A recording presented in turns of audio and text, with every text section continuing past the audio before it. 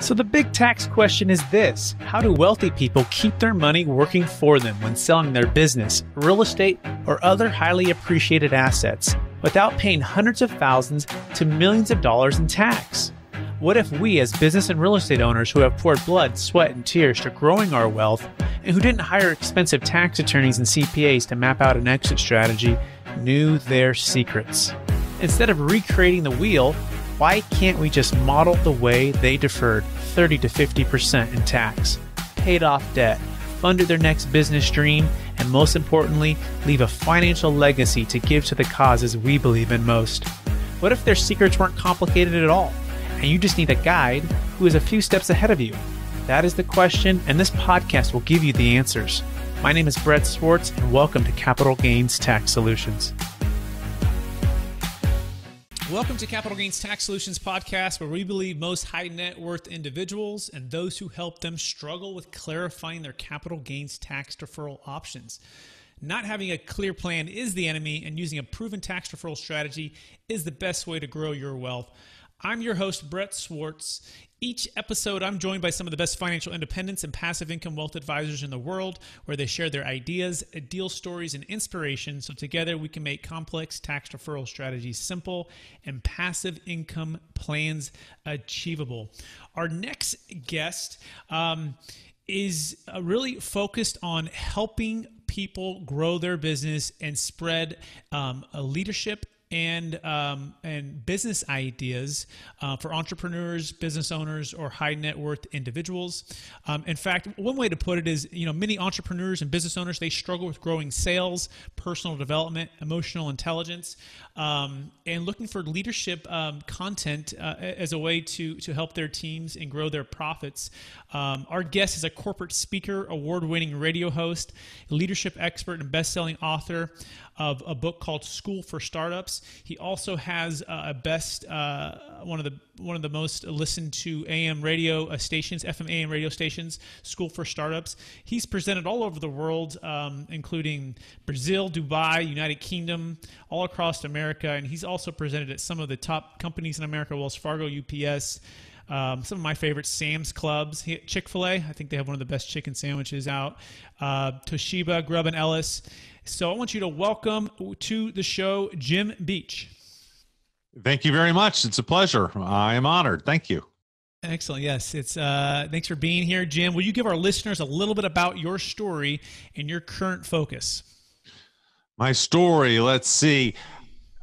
Most important thing was I got fired from Coca-Cola at the age of 23 or something like that.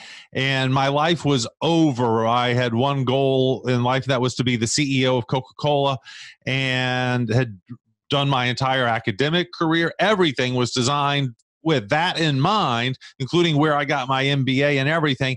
And they didn't like me. And so they had two really big guys ask me to leave the building, and then they helped me leave the building. And I was devastated.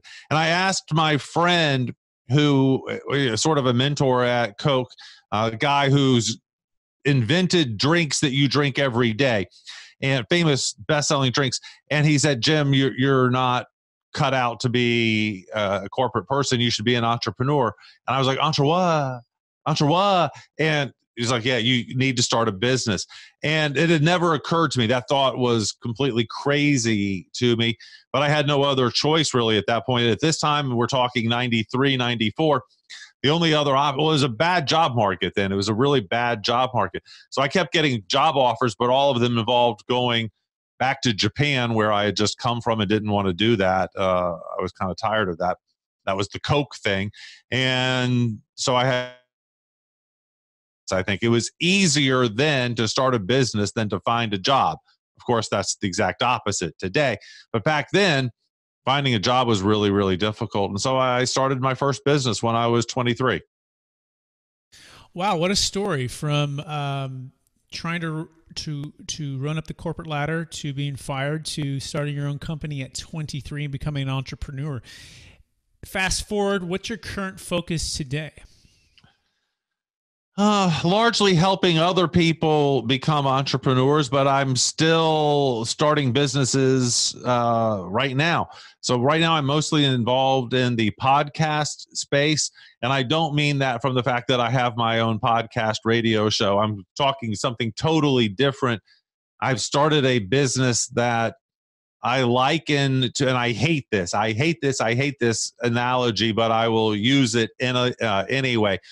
All of the people who got rich from the California gold rush, name some of those people. Well, there was a guy named Wells and a guy named Fargo, and there was a guy named Levi and a guy named Strauss. All of those people provided infrastructure to people who didn't make money in the gold rush.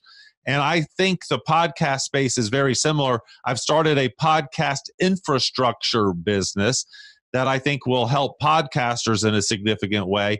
So anyway, that's what I'm doing. I'm in the podcast space as a business, not as a content producer, though I do produce content.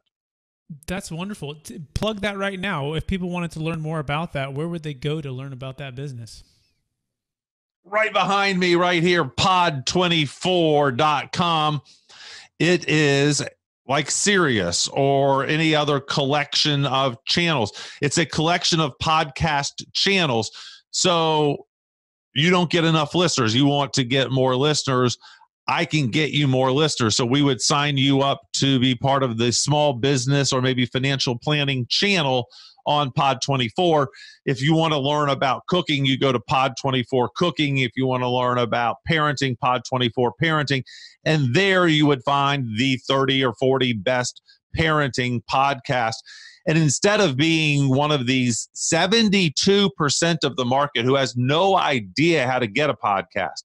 So if you go to the mass market and say, go download a podcast, they go, no clue. And then you say, go find a cooking podcast. They have no clue. Whereas you go to Pod24 and it just starts making noise, which is what most of us are used to. We have all of these devices in our house that we turn on, or these things in our car, and we turn it on and it just makes noise. I don't have to find the noise. The noise just starts. And so Pod24 is the same thing, designed to get you thousands and thousands of new listeners. So my show, I get about 170,000 listeners a day, 6 days a week. Most people don't get anywhere close to that. I mean, that's in the top 0.5% of podcasts. I can show you how to do that. And so Pod24 is designed to get those sort of numbers for you. And then secondarily, I'm on 25 AM FM stations around the country. I can get a podcast host national syndication overnight and make them a nationally syndicated radio host overnight. That costs about $10,000 a month. I can do it for $220, $225, something in that ballpark. So that's what that business does. That sounds like an amazing business that it's transforming radio and podcasts and seamlessly putting them together so that if I'm a listener at 24/7, I can just turn it on like I would my radio, my TV, it's coming and it's doing. And then if I'm actually a podcast host, to spread my audience rapidly. You know, it's mindlessly simple and stupid that there's not a place you just go and it just starts making noise, you know, because that's what we're used to. We're used to the TV and the radio, and I turn the radio on and it just starts, you know, and so it's the same thing with a collection of channels on a particular topic. I think it's really cool. It's designed for my mother, you know, the people who listen but don't have a clue how to find anything. And I think that, you know, a lot of podcast hosts that message will be compelling. So it's right up my alley in terms of all of my things that I look at a new business. So I put it through all of my filters. Number one, I started this business for under $10,000. So the risk is zero. And so my standard for risk is very simple. Does it cost more than a week at Disney vacation for my family? So I have 4 of the Munchkinite kids, and me and the wife, we both want to go too. So you add that up. That's $600 a day just to get in the door. Yeah, so that's $10,000 a week, easy vacation. That's what I'm willing to risk on a business. I can afford to lose that. And so it's not a risk. It's an investment more. I don't know. I don't know what the word is, but it's certainly not a risk. Well, it's an investment if it succeeds, right? But it's not an unrealistic or unreasonable risk to take because it's only $10,000, and if your net worth is big enough and you've saved enough, then it's not. Well, a lot of people go to Disney and they're called middle class, so a lot of people can afford to lose that. I'm a little better than middle class, I hope, and so that's my standard. Then, secondly, I don't think there's really much creativity here. When I tell someone the idea, they're like, "Oh yeah, it's just like." The radio or the TV, except for podcasts. So the creativity, it's not creative. It's a 1% incremental change over something that already exists, which means that I wouldn't call it creative. I would call it an incremental improvement, which is what entrepreneurs are supposed to do. Don't go try to be creative. Just find some idea and do it better than the other people. 93% of businesses are copies of other existing businesses. So why go try to do something new? And then thirdly, that makes perfect sense. Keep it simple. Keep it simple. Make a 1% incremental change, incremental improvement, and because truly 93% of all businesses are copies. Keep going. What's number 3? Passion. I am really, really, really, really passionate about my Munchkinite kids and my beautiful wife. And I got 2 dogs that I love, and even, I hate to say this, a cat that I kind of like. And what kind of dogs do you have? Dobermans, female Dobermans. As a matter of fact, there's one right here trying to get into the room. But we don't have the ear surgery. So we have floppy ears, not pointy ears, because you know what? Another one of my just beliefs in life is that dogs don't need plastic surgery. And that buying plastic surgery on a dog is pretty much a pure indicator that you're a moron, So I'm just not going to buy plastic surgery on my dogs. That's fair. I think that's reasonable. What's number 4? Yeah. So anyway, no, let me get back to number 3. Number 3 is I'm passionate about my family, not the business, not any of the business stuff. So I will sell purses, which I've done. I will sell leather jackets, which I've done. I will sell furniture, which I have done. I'm not passionate about a single one of those. I don't use a single one or have a single one of my products. We have businesses now that we don't like the product, wouldn't recommend the product. I think the people who buy the product are called morons. But you know what? I will sell to morons all day long and have no moral issue. I will sleep very well at night with that. So having said that, I like this podcast idea, but I'm not in love with it. I like it, but I still would rather be at Disney with the family and take the Munchkinites to Disney. So it fits all of my initial criteria. Plus, I think I can scale the daylights out of this thing.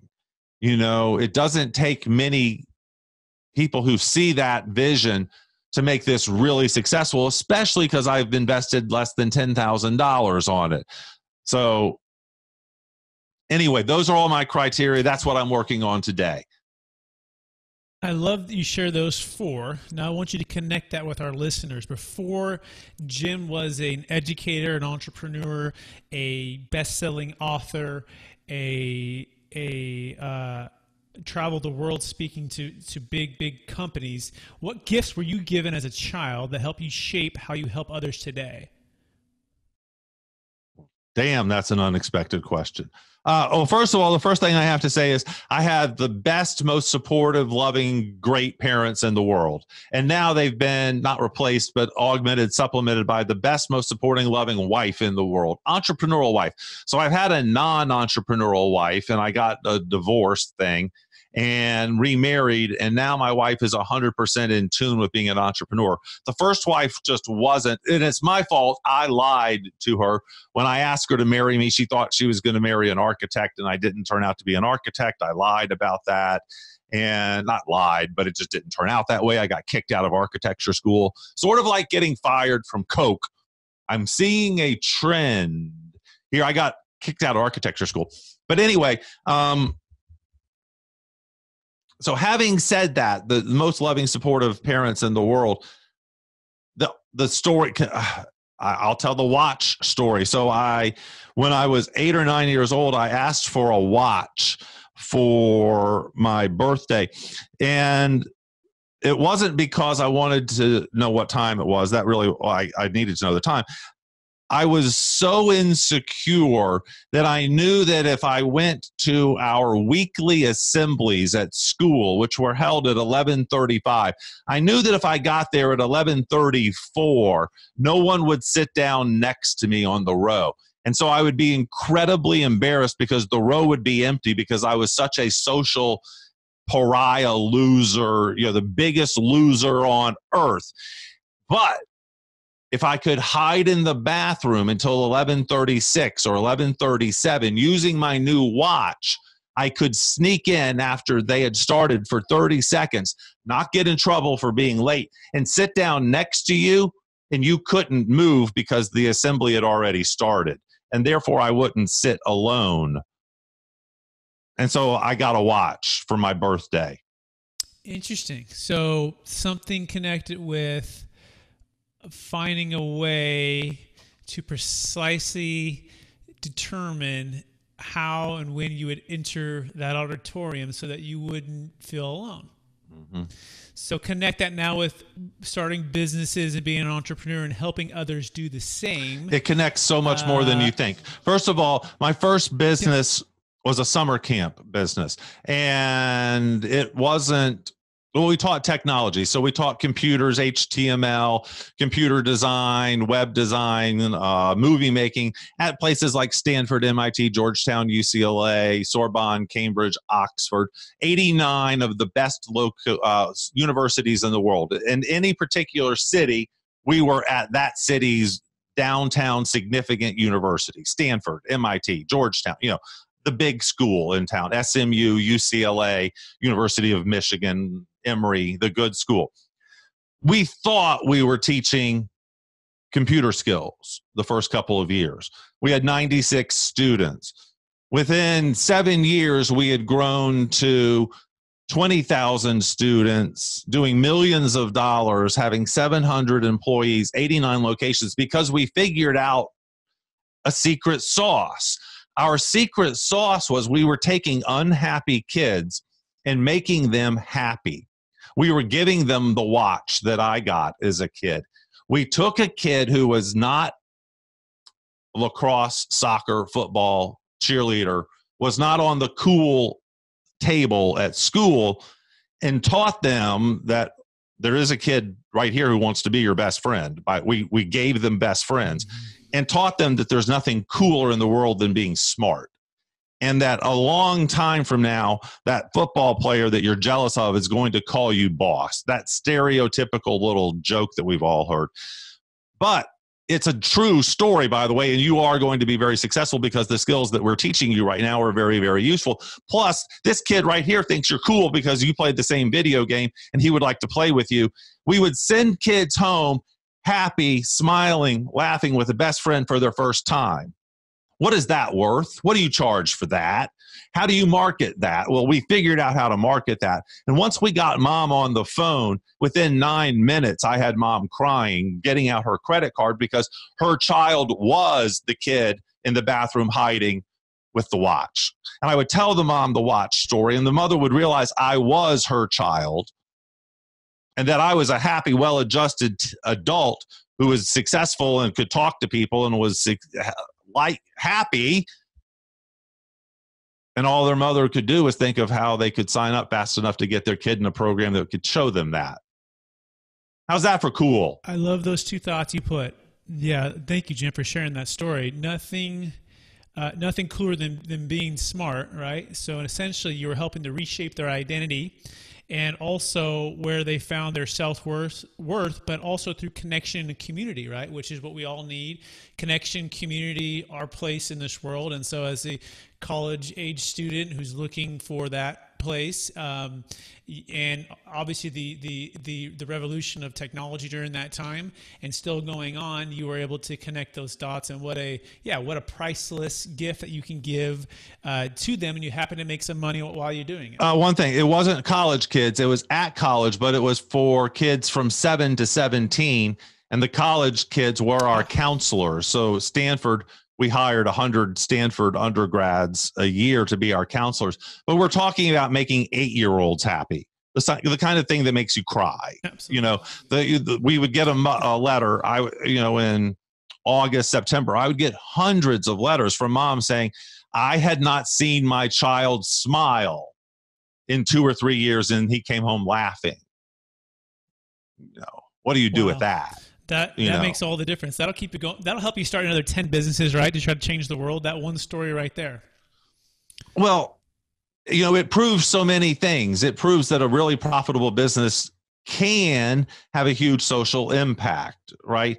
And at 25, I wasn't smart enough to see what we were. 26, 27, we figured it out because that became our growth engine. Once we became able to tell this, it became, you know, the way we would market the business. But it also is useful for everyone today in the fact that if you can figure out why your business is that sexy, you can also have a message that makes people cry or get their checkbook out or whatever.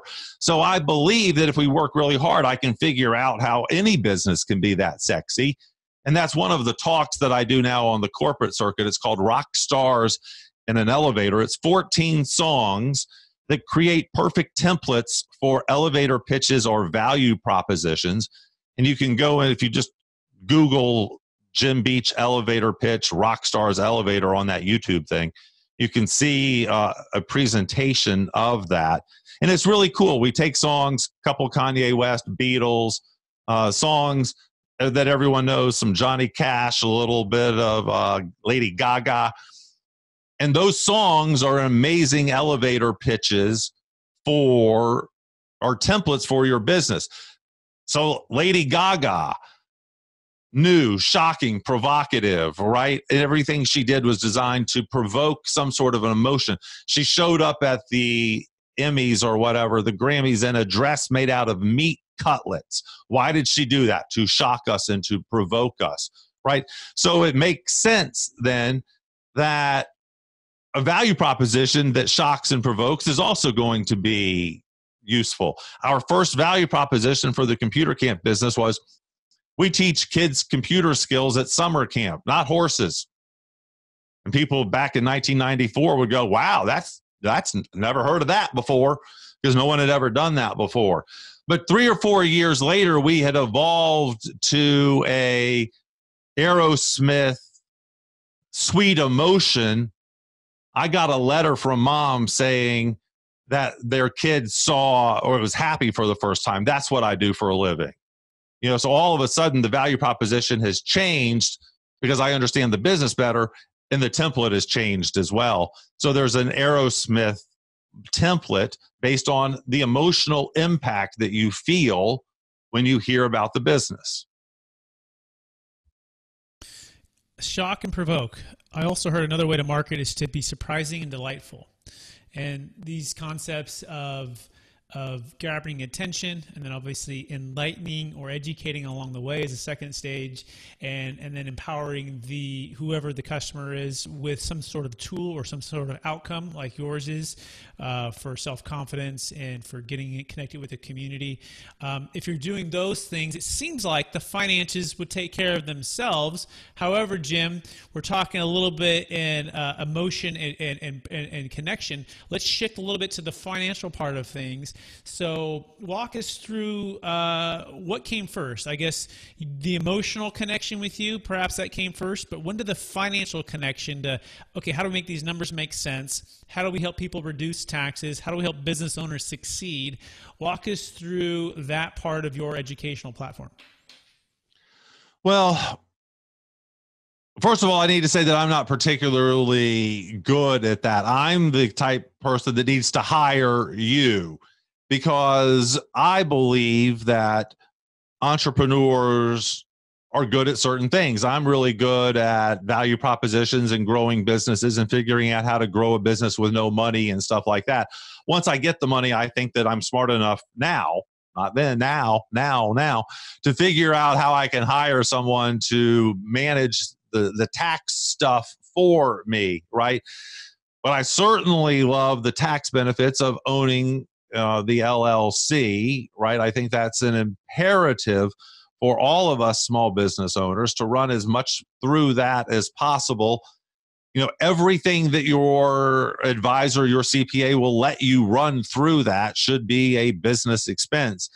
All the way down to hiring your children to help stuff envelopes, right? So we do that. We hire our kids. Our kids work for us.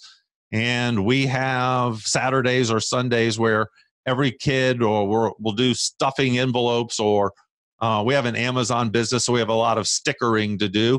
And we have a 4-year-old, and she stickers. And our CPA said, really? You're really going to say that to the IRS? And I got my phone out, and I was like, well, look, right here it is. Here she is stickering. And we had the whole family. And I videoed it because I thought we were really cute. I thought I wasn't doing it to IRS. I was just doing it because I thought we were really cute. We were having a family moment. We were watching Rapunzel. We were all watching Disney and doing financial planning together.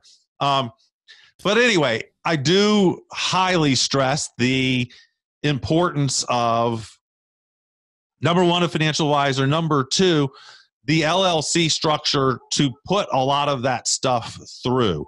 So does it make sense for your automobile to be in the LLC? I think, ask your guy.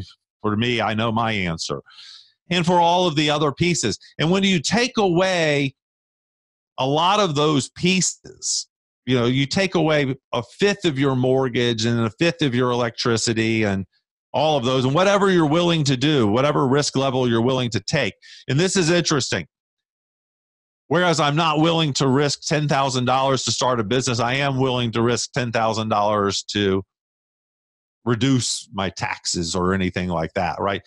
And so take those strategies. Have a home-based business for the reason of having home-based deductions.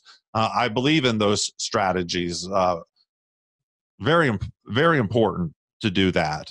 And then also, you need to be growing. So my third thing is that no matter what level you're on, you still need to be finding some new income stream every year. So I'm obsessed with the income diversification, the 6-7 streams that I think that you should have. And then walk us through that, Jim. So maybe the average investor or entrepreneur or business owner, walk us through 6 or 7. When you say diversified, are you saying like 6 or 7 different businesses or 6 or 7 different real estate investments, or walk us through what that might look like for somebody? In a perfect world, either you or your wife has a job. Okay, I like a job, and the reason I like a job is because it comes with those things. What are they called? Benefits. Like health insurance, right? So I do like some of the shared health insurance type plans. I don't remember any of the name of them right now, but I know there's a Christian shared insurance network, and there's a non-Christian one as well. So for your insurance, I love those for the entrepreneur. $500 a month gets a family of 4. You share all of your bills. Those are great. So do that instead of the traditional insurance. But I would like to have one of you have a job. So there's income stream number 1. And it provides a little stability, and it gets your tax deduction or your first tax deducted automatically every year. So that hopefully is your tax bill, which again plays back into the tax strategy. Number 2, then, I want some sort of real estate investment. I think that the average entrepreneur should, over the course of the 50-year run, find enough money to throw off 5 or 6 rentals that pay the $1,200 to $1,500 per month rental, the $150,000 3-1 ranch. And here's another one of my criteria. They're always within earshot of either a university or a Starbucks.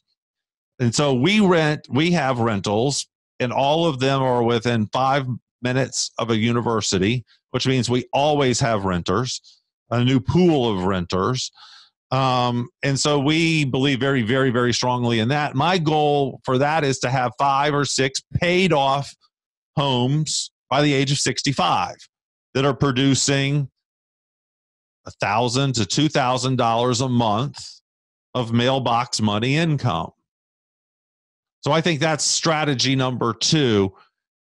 And maybe you work your way up to owning a small duplex or a quad or a strip shopping center. But I want to dabble in real estate, and I personally have chosen rental residential close to Starbucks and university as my exact model.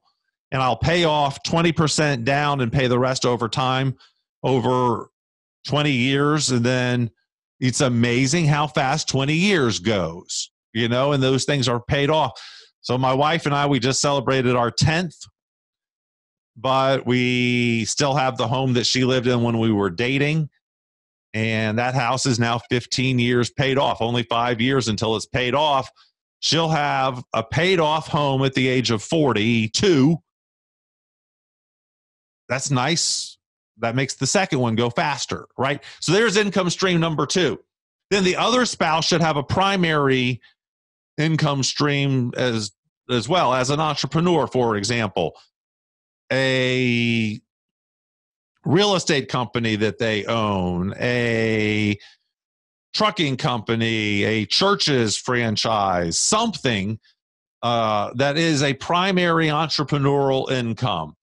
So for me, it changes. It's hopefully going to be podcasting next, but some sort of income that produces $100,000 a year. And that's not that hard to find. Those, you can easily go buy a business that produces $100,000 a year with under $50,000 of down payment.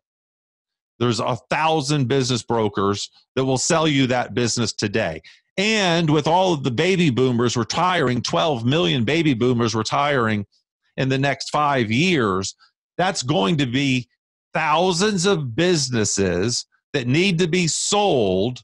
And these are businesses that do $1.2 million a year. They're a landscaping business that has 30 commercial clients. A business like that. A trucking company that owns 12 trucks. A piston repair franchise. I know a guy who owns 3 piston repair franchises. I don't even know what that means, but he has a really nice house, right? So something like that. You either start it, you buy it, whatever. So there's going to be income stream number 3. Income stream number 4 is you're now an industry expert. You go talk about that, right? So you should make $10,000 a year talking about that, right? Because now you're an industry expert because you own a business. Number 5, I want you to start an Amazon business. Morons run Amazon businesses like my wife and I, right? But here is a true story, and a story that's true is just so much more interesting. I gave her Skip McGrath, McGrath, skipmcgrath.com. I gave my wife his Amazon business template book, and it taught her how to run an Amazon business. She spent $500, made $76,000 in the first year of profit while working full time, while taking care of 4 kids, while taking care of a needy husband like me. She and the family stickering while watching Rapunzel turned 500 into over 70 in 1 year. Income stream number 5. My wife then started a business talking about that. Income stream number 6. We're not even getting far-fetched yet. Wow. Okay, so let me do a summary. So W-2 job is the first one. Someone have it. You or your spouse. Even Tony Soprano owned the garbage business on the side. He had the garbage business on the side. Yeah. Remember that? Yep. Second one is real estate. I do remember that. Second one is own some real estate, 6 or 7 rentals by 65. Have some kind of goal, 5 or 6 of those paid off, but 20% down, and collect the rents, $1,200 to $1,500 a month, near universities or Starbucks.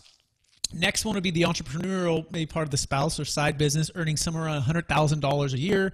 It could be a franchise. It could be real estate brokerage. It could be trucking company. Next one is become an industry expert and get paid $10,000 or so a year talking about that, which moves into maybe the stay-at-home mom. So Jim, I have 5 kids. So if I show my wife this video and this podcast, I'm going to connect her with your wife because I'm going to say, look, Jim's wife with 4 kids watching Rapunzel was able to turn $500 into $75,000 in profit through an Amazon. She just read this book by Skip McGrath, and she went for it, and she's doing great.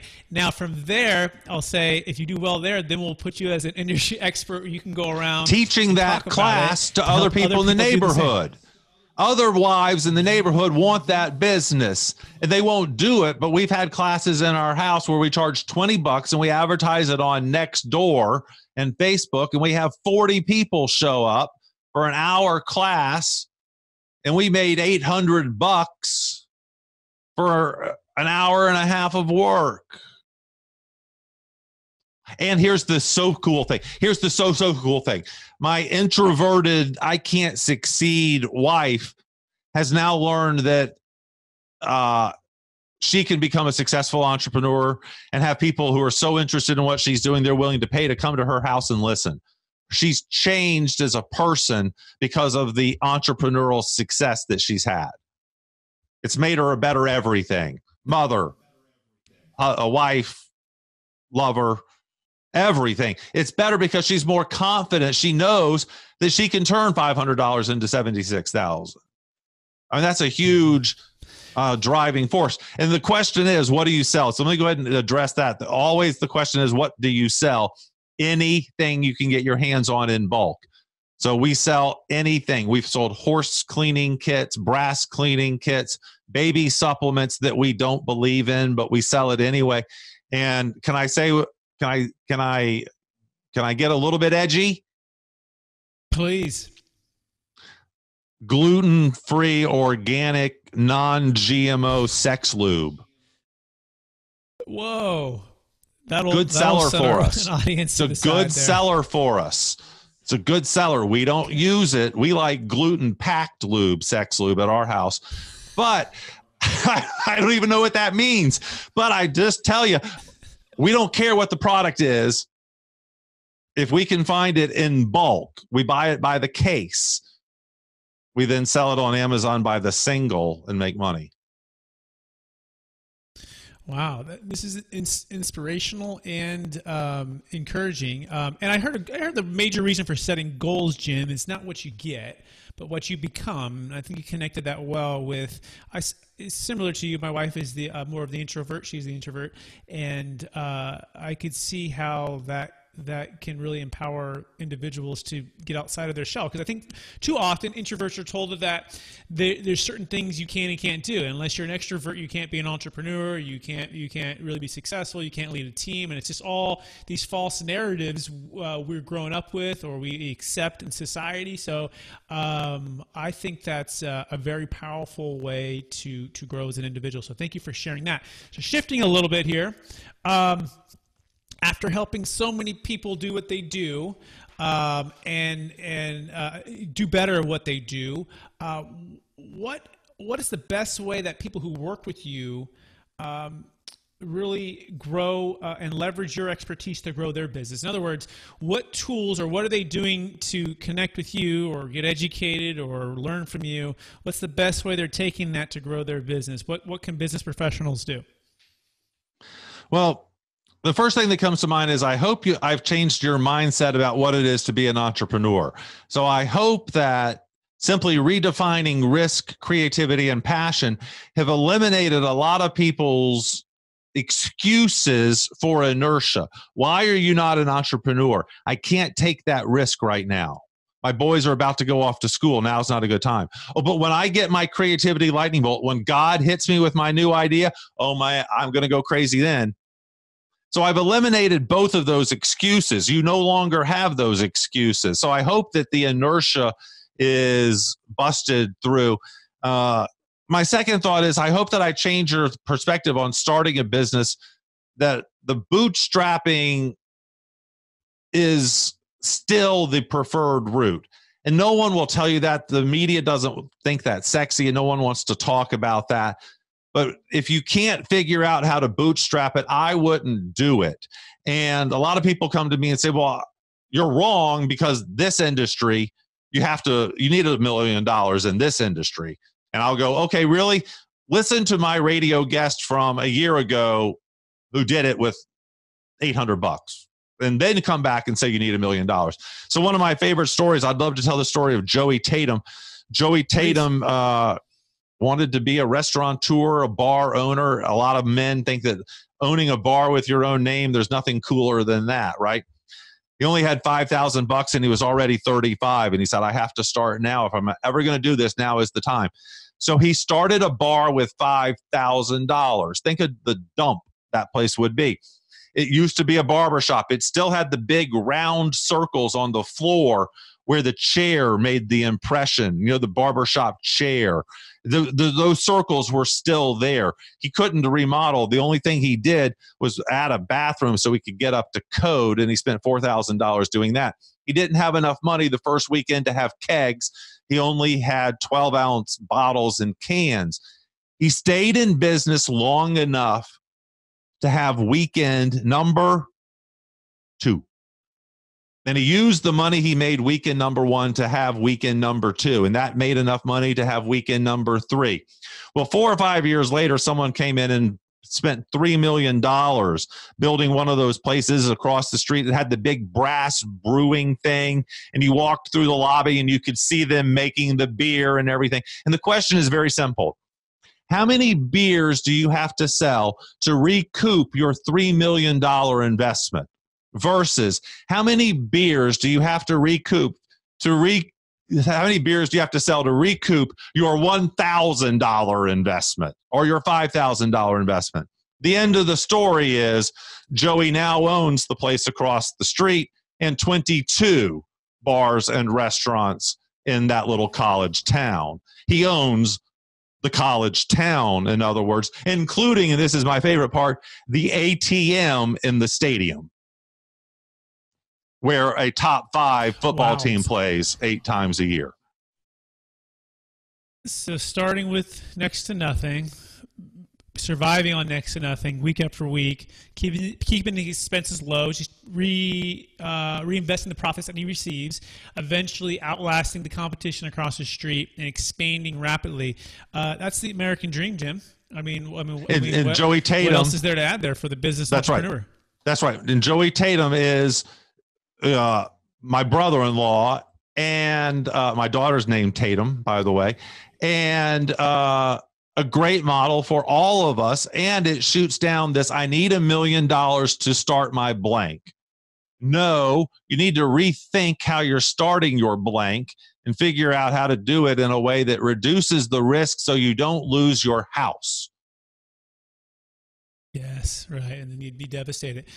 So shifting to our last question, Jim, as we're running out of time here, you are optimistic and your energy is contagious here. So how do you stay centered, first of all, in your values and keep from becoming discouraged? I mean, in other words, are you naturally optimistic? Was Jim growing up, were you always the optimist? Dude, I was the guy hiding in the bathroom looking at my watch because I wanted to get hit by a bus because I hated life.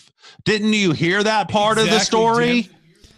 No, I remember, but I really want you to connect the two. So tell me, Jim, when did you change, or what choice did you make to change your perspective, and how do you keep becoming discouraged and going back to those natural tendencies? So I made a conscious decision not to be the person that I was. And when I went to college, I went to the furthest university from my hometown I could find, 1,200 miles away. And during high school, I spent a big chunk of high school in Spain so I could hide. And then I went and lived in Japan so I could hide. And I lived in Honolulu so I could hide. But also during that time, I learned to like myself and learned to be happy as an introvert, as an extrovert, whatever I wanted to be. And this is the topic of my next book called Personality by Decision. Decide who you want to be, what your life wants to look like, and hack your way into that. I am an introvert who has decided to be an extrovert for a living. I am 100% an introvert. I like to go and sit by myself and recharge. However, I know that it's hard to be an introvert and sell and speak and be a radio host and write books and stuff like that. So I've decided to do that. And over years and decades, personality by decision, I have done that. So I have a really good friend named Doug. And Doug is the guy who goes into a bar and gets 10 telephone numbers in 10 minutes. He's not particularly good looking. He's got a weird eye. He actually got shot in the eye by a BB gun when he was a kid. But he's still the hottest guy in the bar somehow. So I decided I wanted to be the hottest guy in the bar. And I'm a solid 4 on the scale of 1 to 10. I accept this, but 4.5. Excuse me? I said 4.5. Okay, thank you. So that half. Whew. So anyway, I learned, though, I can be just like Doug. Doug doesn't go into the bar and ask, so do you come here? He goes in and asks a smart question. If he knows the girl's interested in art, for example. If you're stuck on a desert island and you can only look at one painting for the rest of your life, what painting do you want that to be? Well, you will spend 20 minutes talking to that girl if you want to. And that girl will think you are interesting after 20 minutes. I promise you that. Even if you say, I don't know who that painting is. Tell me about that painter. The girl is now going to find you to be an interesting person, an interesting conversationalist, and you're going to get her number. That's what Doug would do. He asks a stupid question that no one's thought of before, Wow, blue looks really good on you. Did you go to one of those colorologists, or do you just happen to wear blue, or did someone teach you to wear blue? Or tell me your history with the color blue. 20 minutes later, you're probably still going to be talking to that person. Mike, classiest guy I know. You go out with him, he sends you a thank you note written still to this day, right? He's impeccably honest. When you go, he was a roommate of mine, and he's the type guy who says, I'm going to be paying $20 more a month, so I'm going to get the bigger bedroom, the one that directly connects to the bathroom. Just the classiest guy I know. So I've decided to be a little bit like him, and I've taken a little bit of his personality, and I'm hacking it to try to learn to be a better, classier person, because that's something that I want my personality by decision to be. Excellent. I look forward to reading that book. That sounds amazing. When is it going to be released? Personality by Design. Decision. I'm working on it now. By decision. I'm working on it now. Mm-hmm. But I'm already doing the speaking for it. So the speaking is helping because it's helping find out what resonates with the audience, things like that. And by the way, I dated Ellen for 3 years after asking her, what painting would you like on a desert island? She thought it was the sexiest question anyone had ever asked her. She was an art history major at Wellesley, and we dated for 3 years because of my amazing first question. And just like if you're dating online, the Sally Hogshead, I don't know if you know her. She's an amazing speaker, one of the top speakers out there. She met her husband online. She liked him because he went through every part of her profile and made fun of it. So her profile said, I love to go hiking. And he responded, you live in Orlando. There's nowhere good to hike in Orlando. Don't lie to us. That response to her online profile got him the first date and now the wife. I don't know why I thought of that. I just did. my friend's getting married, and he met his future spouse online, and he's a real introvert as well, and so we were always encouraging him to get out there, and it took him a while to even get out there, but now he did, and he found her, and so I think that's fantastic. Well, Jim, I want to thank you for your time. Our time has come to an end here, and sharing your wisdom and really your inspiration on becoming an entrepreneur, finding your passion, serving other people, and doing it in a fun way where it doesn't have to be so complex and so serious, but also can be inspirational for improving the lives of other people. So any last thoughts or places to find you, Jim? You mentioned the Pod 24, the School for Startup Radio. I think it's jimbeach.com. Anywhere else that people can find you? That's enough places. And just remember, your passion can be for the lifestyle. I'm passionate about being an entrepreneur, not the junk I sell. I love my lifestyle. Right after we get done here, I'm going to go pick the kids up from school and take them to soccer and have the rest of the day devoted to my family, my passion, and then I'll work late until the night because I'm an entrepreneur. Be passionate about the lifestyle, the freedom, the opportunity, not the crap you sell. Being passionate about crap is called materialism. Mm-hmm. Well said, and thank you for sharing. And I want to thank our listeners again for another episode. Listen to another episode of Capital Gains Tax Solutions Podcast. As always, we believe most high net worth individuals and those who help them struggle with clarifying their capital gains tax deferral options. Although we didn't talk about capital gains tax deferral options in today's show with Jim, we did talk about LLCs and forming businesses in a way that will be more tax efficient and have some tax savings, as well as other income streams that you could start to add to your portfolio of wealth, which also has tax deferral and implications there for savings. So not having a clear plan is the enemy, so we encourage you to get a clear plan, work with someone who has a proven track record, and so that you can create and preserve more of your wealth. We look forward to seeing you on the next show. You have just listened to another information-packed episode of Capital Gains Tax Solutions with Brett Swartz. We hope you enjoyed today's show and found it helpful. Visit capitalgainstaxsolutions.com to access the show notes and to access more resources. Don't forget to leave a review and join us again next time.